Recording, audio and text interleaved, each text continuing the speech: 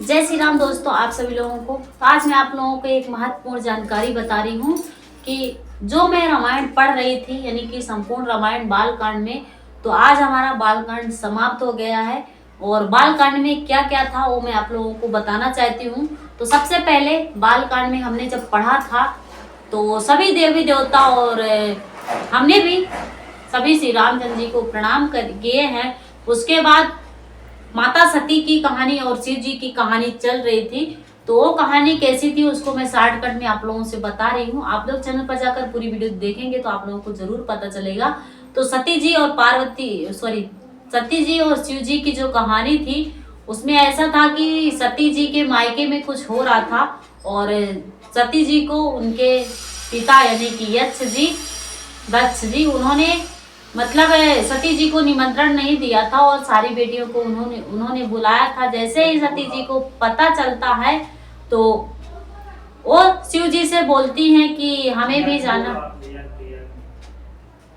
जाना है, क्योंकि वहां पर उनके पिता जो हैं वो यज्ञ कर रहे थे और सारी बेटियों को बुलाए थे पर सती जी को नहीं बुलाए थे। पर रियल बात है, किसी के मायके में कुछ होता है तो जाने की इच्छा जरूर होती है। इसी तरह सती जी की भी इच्छा हुई, उन्होंने शिव जी को मनाया। शिव जी मना कर रहे थे कि नहीं जाना है, क्योंकि उन्होंने आपकी सभी बहनों को बुलाया है लेकिन मेरे बैर के कारण और आपको नहीं बुलाया है तो नहीं जाना है। तो माता सती ने बहुत प्यार से समझाया, इसलिए शिव जी मान गए और बोले कि चलो ठीक है। तो जैसे ही माता सती जाती हैं यज्ञ में, तो वहां पर जाती हैं तो उनके पिता जो है वो बात नहीं करते हैं। माता थोड़ा सा मतलब करती हैं बात और बहनें जो होती हैं बहुत खुशी होती हैं कि अच्छी मेरी बहन आ गई। और सती जी जैसे ही वहां पर जहाँ यज्ञ हो रहा वहां पर जाकर देखे तो वहां पर जो है शिव जी का जो आसन था वो नहीं बनाया गया था। तो माता सती को बहुत क्रोध आया था और उन्होंने जो वहां पर राजा महाराजा आए हुए थे निमंत्रण पे, तो वो सती जी उन सब से पूछ रही थी कि मतलब मेरे पिता ने क्या बोला शिव जी को, तो उन्होंने कुछ नहीं बोला। तो सती जी फिर वहां पर बोली थी कि मैं यहाँ पर मतलब कोलाहल यानी कि हलचल मचा दूंगी, ऐसा बोलकर। और उन्होंने जब यज्ञ हो रहा था तभी सती जी उसमें कूद गई थी और जैसे ही कूद गई थी तो शिव जी को जैसे ही पता चलता है तो बहुत ज्यादा गुस्सा कर रहे हैं और उनका जो क्रोध है बहुत ज्यादा बढ़ जाता है। वो सती को कंधे पे लेकर और पूरे ब्रह्मांड में भ्रमण करने लगते हैं तथा तांडव मचाने लगते हैं। और जो लोग शिव जी का तांडव यानी कि 3 आंख जब उनकी खुल जाती है, तीसरी आंख भी खुल गई थी, तो उन लोगों का जो शिव जी का जो गुस्सा होता है, जो लोग शिव जी की कहानी देखे होंगे तो उन लोगों को ऐसे भी पता होगा। तो शिव जी को बहुत गुस्सा आता है और पूरे ब्रह्मांड पर लेकर घूमने लगते हैं और सभी जो देवी देवता हैं उनको देखते रहते हैं।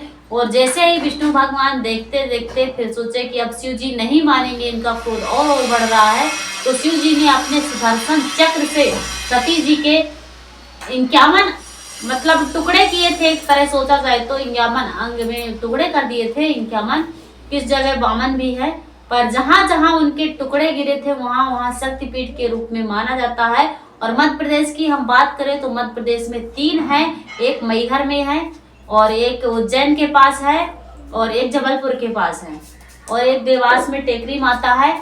तो और भी है कामाख्या मंदिर, बहुत सारी हैं, तो आप लोग भी जा सकते हैं घूमने, बहुत ही प्यारा है। और उसके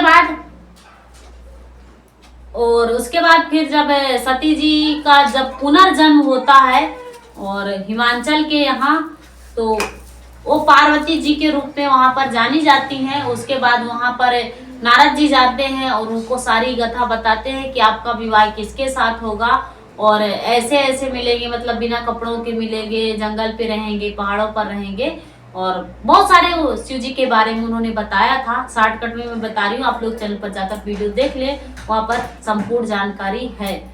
तो उसके बाद जो माता पार्वती जी थी वो जंगल पर जाकर बहुत तपस्या की थी और तपस्या करने के बाद जैसे उनके ऋषि मुनि जो थे उन लोगों को पता चलता है, वो लोग मनाने जाते हैं कि चलो आप उनसे विवाह मत करो, हम आपको दूसरे लड़के अच्छे लड़के से विवाह कर देंगे। वो तो जंगल पे रहता है, उसका खुद घर नहीं है रहने के लिए, खाने के लिए नहीं है।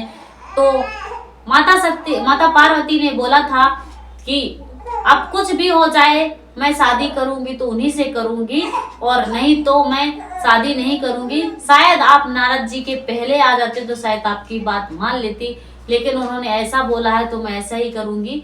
उसके बाद वो मुनि जो है वो आए थे, उसके पिता से बोले थे हिमाचल से कि आप जाओ अपनी बेटी को मना के लाओ, जंगल में है। उसके बाद वो मनाने के लिए गए थे, फिर माता पार्वती आ गई थी, फिर उनके विवाह की बात होने लगी।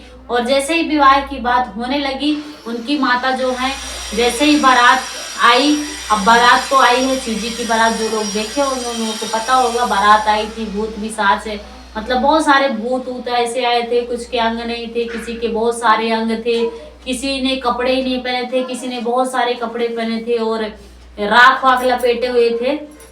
ऐसे बारात आई थी तो उनकी माता जैसे देखी थी तो बहुत ज्यादा क्रोधित हुई थी और पार्वती जी को मना कर रही थी, पर पार्वती जी ने बोला कि नहीं, मैं उन्हीं से शादी करूंगी। इसके बाद बहुत कुछ समझाया था, उसके बाद माता पार्वती की शादी हो जाती है और शिव जी उनको कैलाश पर्वत पर ले जाते हैं। और ले जाने के बाद उनकी जो कथा है बस चलने लगती है, तो आप लोग चैनल पर जाकर जरूर देख सकते हैं, बहुत ही प्यारी कहानी है। इसके बाद श्री रामचंद्र जी की कहानी आती है। श्री रामचंद्र जी ने मतलब विश्वामित्र जी के यहाँ गए थे, वहां पर वो हो रहा था, वहां पर भी यज्ञ हो रहा था, उसकी रखवाली करने के लिए वो लोग वहां पर गए थे, श्री रामचंद्र जी और लक्ष्मण जी। इससे पहले रावण का जन्म कैसे हुआ था और श्री रामचंद्र जी का जो जन्म है वो कैसे हुआ था, और पुनर्जन्म जो हुआ था उसकी सारी कथा है इसमें। और जन्म होने के बाद बहुत सारे उत्सव मनाया गया था। और ये जो कहानी है ये संक्षेप में बताई गई है, मैं आप लोगों को बता दूं, ये संक्षेप में बताई गई है। शिव जी माता पार्वती को ये सारी कहानी बता रहे हैं। और जैसे ही रामचंद्र जी का जन्म हुआ था, उसके बाद श्री रामचंद्र जी का जैसे जन्म होता है तो वहाँ पर बहुत सारे उत्सव मनाए जाते हैं, तथा यहाँ पर श्री रामचंद्र जी के जो अवतार का दूसरा कारण क्या था उसको भी बताया गया है। और रामचंद्र जी का जैसे जन्म मनाया गया और विश्वामित्र जी जो हैं वो राम जी और लक्ष्मण जी को अपने उधर ले गए थे, वहां पर भी यज्ञ हो रहा था, तो उसकी रखवाली करने के लिए राम और लक्ष्मण को ले गए थे। और उन्होंने राम लक्ष्मण यानी कि रखवाली कर रहे थे। एक दिन उन्होंने फूल तोड़ने के जब रखवाली कर रहे थे, तभी वहां पर एक जब जा रहे थे, मतलब विश्वामित्र जी के साथ जा रहे थे, तब उन्होंने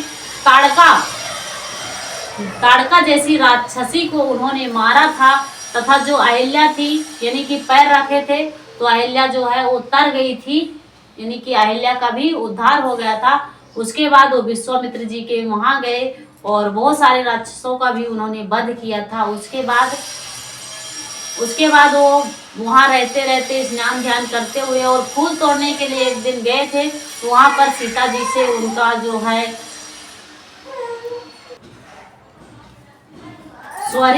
जो विश्वामित्र जी थे यानी कि जनकपुर से विश्वामित्र जी के लिए निमंत्रण आया था। तो श्री रामचंद्र जी और लक्ष्मण जी जो है विश्वामित्र के पास ही रहते थे, तो विश्वामित्र जी को निमंत्रण आया था जनकपुर से।